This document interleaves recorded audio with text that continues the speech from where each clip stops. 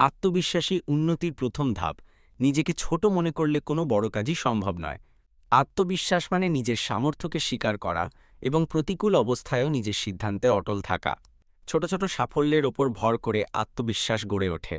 আত্মবিশ্বাস ছাড়া কেউ স্বপ্ন পূরণ করতে পারে না। প্রতিদিন অন্তত একটি কাজ করো যা করতে ভয় লাগে। নিজের অর্জন লিখে রাখো। ফিরে তাকাও। 2.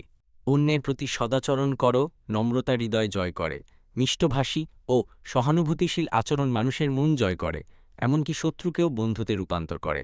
সৌজন্য ব্যবহার কোনো দুর্বলতা নয়, বরং এটি একজন পরিণত মানসিকতার পরিচয়। ধন্যবাদ ও ক্ষমা শব্দগুলোর ব্যবহার বাড়াও। বিরক্তি এলে আগে 10 সেকেন্ড ভাবো, তারপর প্রতিক্রিয়া দাও। 3. প্রতিদিন কিছু শিখো। জ্ঞানই আলোর উৎস। জ্ঞান অর্জনের জন্য প্রাতিষ্ঠানিক শিক্ষাই সব নয়, প্রতিদিনের অভিজ্ঞতা থেকেও শেখা যায়। একজন মানুষ যত শিখে ততই সে বিনয়ী হয়। প্রতিদিন নতুন কিছু জানো, একটি শব্দ, একটি তথ্য বা অভিজ্ঞতা। প্রশ্ন করতে শেখো, উত্তর খুঁজতে উৎসাহ রাখো। 4. সময়কে মূল্য দাও। এটি জীবনের সবচেয়ে বড় সম্পদ।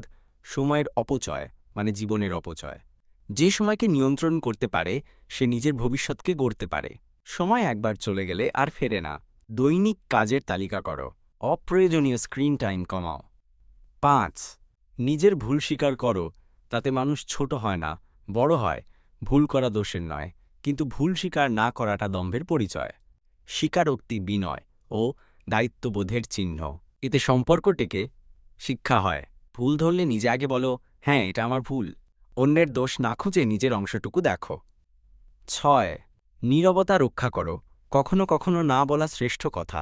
সব কথার প্রতিক্রিয়া দেখানো বুদ্ধিমানের কাজ নয়। কখনো নীরব থাকাও শক্তিশালী প্রতিবাদ বা আত্মসংযমের প্রতীক হতে পারে। নীরবতা মানেই দুর্বলতা নয়।